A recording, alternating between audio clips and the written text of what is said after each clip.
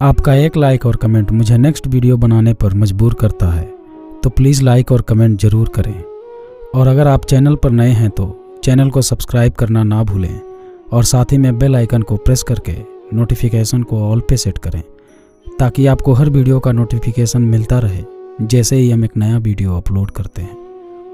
मन के भीतर एक आकाश गंगा है विचारों की, ये सर्वथा भिज्ञ है, किंतु उसी आकाश गंगा में शून्यता का अस्तित्व भी है, जो पदार्थ और ऊर्जा दोनों से ही परे हैं। यदि परे न होता तो शून्य ही क्यों होता भला। विचार को मैं ऊर्जा का ही अप्रत्यक्ष रूप मानता हूँ। एक प्रश्न पैदा होता है यहाँ विचारों के मध्य, उस शून्यता को कैसे खोजा जाए, तो उत्तर इस कहानी में है। आइए जानते हैं छवि और अंकुर की दुनिया को। कहते हैं जब प्रेम होता है तो हृदय दुगनी गति से धड़कने लगता है, किंतु मैं इससे इत्तेफाक नहीं रखता। मेरा मानना है कि जवानी आते ही हृदय चौगुनी गति से धड़कना शुरू कर देता है। अंकुर के साथ भी यही हुआ। पहले ही दिन कॉलेज में उसे एक लड़की दिखी और उसे उससे प्रेम हो गया। अगर आप इसे ठरक कहते हैं तो आपकी लोक भाषा पर मैं टिप्पणी नहीं करूंगा। मुंबई जैसे बड़े शहर में अंकुर किसी को नहीं जानता था। स्कॉलरशिप के मदद से वो यहाँ तक पहुँचा था। विद्युत उपकरणों में बचपन से ही उसकी रुचि थी, तो उसने इलेक्ट्रिकल ब्रांच चुनी इंजीनियरिंग के लिए। अब भाई करंट तो लगना ही था। कॉलेज का पहला दिन था और सीनियर्स के सामने पेशी। घोर विपदा आन पड़ी। अंकुर हॉस्टल से निकला ही था कि उसने एक लड़की को देखा, और कसम देखने की क्या खूब देखा। अंकुर के दोस्त सदाब ने उसके आंखों के आगे हाथ हिलाते हुए कहा, अबे क्या कर रहा है उसको, 4 साल पड़े हैं तेरे पास, तसल्ली से देखना, अभी चल वरना सीनियर्स की लात पड़ेगी। अंकुर के जीवन की पहली समाधि टूटी। अंकुर बोला, हाँ चलो। वे दोनों सीनियर्स की रैंकिंग सभा में पहुंचे और अपने जूनियर होने के पाप का 2 घंटों तक प्रायश्चित किया और फिर मुक्ति पाकर हॉस्टल लौट आए। पहले दिन तो प्रेतों को भी मन नहीं लगता होगा नई दुनिया में। अंकुर बोला, यार सदाब तू जानता है वो कौन थी? सदाब बोला, कौन कौन थी? अंकुर बोला, अरे वही जिसे मैं अनजाने में घूर रहा था। सदाब बोला, अनजाने में? अंकुर बोला, हाँ मुझे नहीं मालूम था कि मैं उसे देख रहा हूँ। सदाब बोला, हाँ मैं जानता हूँ, उसका नाम छवि है, हमारे ही बैच की है। अंकुर बोला, तुम कैसे जानते हो उसके बारे में? सदाब बोला, छोड़ो मजे लो तुम, और हंस के चला गया। अगले दिन क्लास में अंकुर छवि का इंतजार कर रहा था कि तभी अचानक वो सामने से आ गई। अंकुर इंतजार कर रहा था, फिर भी चौंक गया, ठिठक गया। वो अपने सीट पर जाकर बैठ गई। अंकुर का पढ़ने में भौकाल तेज था। उसके गांव में लोग उसे विकिपीडिया, इंसाइक्लोपीडिया, कैलकुलेटर और भी कई नामों से उसे पुकारते थे। उसके पास हर प्रश्न का सटीक उत्तर होता था, वो भी क्षण में। उस पहली क्लास में अंकुर अकेला एक स्टूडेंट था जिसने टीचर द्वारा पूछे गए हर सवाल का सही उत्तर दिया था। प्रश्न भी उससे खार खाए हुए रहते थे। अगले 1 महीने में पूरे कॉलेज में अंकुर की चर्चा होने लगी। छवि भी बहुत इम्प्रेस हो गई थी। अब अंकुर के लिए माहौल बन चुका था। उसने एक दिन उससे बात करने की सोची और प्रैक्टिस करने लगा। अंकुर की क्लास में एक लड़का था, संतरास, जो निहायती वाहियात किस्म का लड़का था। ना किसी की इज्जत करना जानता था और ना ही पढ़ने में ठीक था। वो भी छवि को पसंद करता था, किंतु छवि के बारे में अनर्गल अफवाहें फैलाता रहता था। छवि अनजान थी संतरास के करतूत से। अंकुर बोला, सदाब एक बात बताओ, छवि संतरास से क्यों बात करती है? सदाब बोला, मतलब? अंकुर बोला, मतलब वो लड़का ठीक नहीं है। मैं कल ही छवि से जाकर बोल दूंगा कि वो छवि के बारे में गंदी अफवाहें फैलाता है। सदाब बोला, बोलो, जाओ बोलो, जरूर बोलो, देखते हैं क्या होता है। अंकुर बोला, हाँ ठीक है। अंकुर छवि और संतरास के बीच सामान्य बातचीत को भी टेढ़ी नज़रों से देखता था, क्योंकि उसे संतरास के व्यक्तित्व पर तनिक मात्र भी भरोसा नहीं था। वैशाख की ग्रीष्म निशा में चंद्रमा की शीतल छां में बैठा अंकुर सोच रहा था, ऐसे ही तो गोल मासूम और शीतल है मेरी छवि। प्रेम जब उत्कर्ष पर हो तो नींद खत्म हो जाती है। ब्रह्म सो रहा था ब्रह्मांड की उत्पत्ति से पहले। प्रेम ने ही तो जगाया था सृष्टि के आदि कवि को। प्राणों का वेग प्रेम के कारण ही तो है। अंकुर की रात इसी सोच में समाप्त हो गई। सुबह कॉलेज अंकुर 1 घंटे पहले पहुंच गया। आश्चर्य की बात है कि बड़ी बड़ी परीक्षाओं की धज्जियां उड़ाने वाला अंकुर आज छवि से बात करने में नर्वस हो रहा था, मानो यूपीएससी का इंटरव्यू देने जा रहा हो। उसका दोस्त बोला, अभी घोंचू, छवि को आए हुए आधे घंटे बीत गए, जा बात कर उससे, कह दे जो कहना है। अंकुर बोला, यार सदाब, मेरी सांसें टूटती है, तू नहीं समझता, मुझसे नहीं होगा दोस्त, मैं ना बात कर पाऊंगा उससे। अंकुर छवि को देखे जा रहा था क्लास में, लेकिन बात करने की हिम्मत नहीं जुटा पा रहा था। तभी हाथ में एक सूचना पत्र लिए एक टीचर की एंट्री हुई। टीचर बोली, आज ऑफ है, शहर में इमरजेंसी लगी है, आप लोगों को अभी इसी वक्त सेफली घर चले जाना चाहिए। कॉलेज अब 3 दिनों तक बंद रहेगा। सदाब बोला, लो भैया आप चलो हॉस्टल, 3 दिन और प्रैक्टिस करो।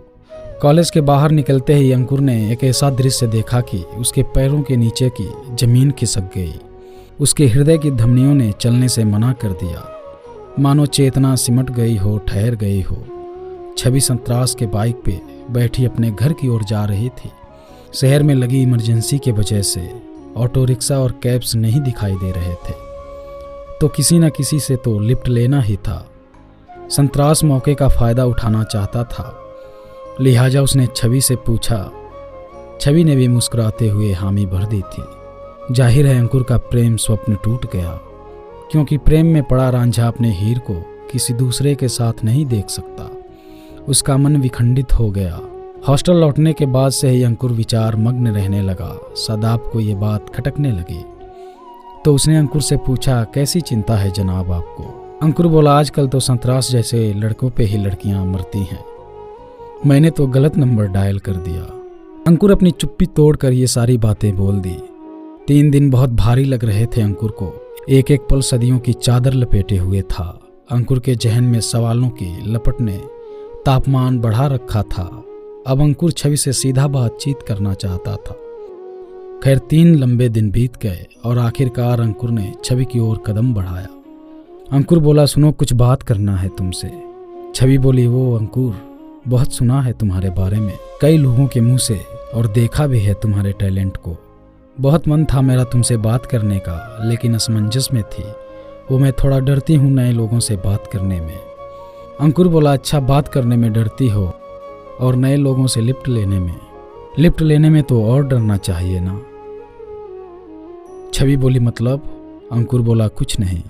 अंकुर का गुस्सा अपने उत्कर्ष पर था। अगर वो कुछ देर और वहां ठहरता तो अनाप शनाप बक देता। सो लौट आना ही ठीक समझा उसने। 2 लेक्चर्स छोड़कर अंकुर हॉस्टल आ गया और उसने छवि को एक लेटर लिखा। सुनो, मैं आज कॉलेज से घर वापस आ गया क्योंकि मैं उस वक्त गुस्से में था, लिहाजा तुमसे कह नहीं पाया।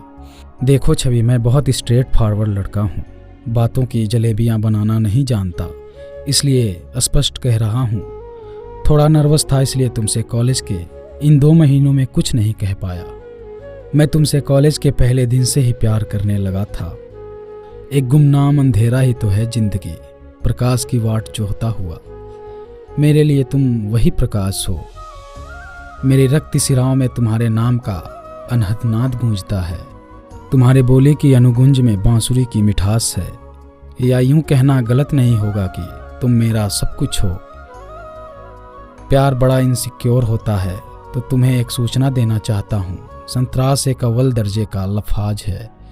उसने तुम्हारे बारे में अनर्गल अफवाहें फैला रखी हैं। वो सबसे कहता फिरता है कि तुम्हारे कई बॉयफ्रेंड्स हैं, तुम बहुतों के साथ टाइम पास कर चुकी हो, वगैरह वगैरह अफवाहें। अपना ध्यान रखना उस लफंगे से। सदाब ने छवि तक ये चिट्ठी पहुंचा दी। छवि ने चिट्ठी पढ़ी और मुस्कुराते हुए उसे अपने दुपट्टे में बांध लिया। अगले दिन कॉलेज में छवि अंकुर के पास आई और बोली, मुझे बहुत अच्छा लगा ये देखकर कि तुम्हें मेरी चिंता है। अंकुर, मैं बहुत अकेली हूँ, कोई दोस्त भी नहीं है जिसे मैं अपनी हर छोटी बात बता सकूं। क्या तुम मेरे सबसे खास दोस्त बनोगे? अंकुर बोला, मतलब? छवि बोली, मेरा मतलब है प्यार वार में मैं विश्वास नहीं करती, मैं तुमसे दोस्ती करना चाहती हूँ।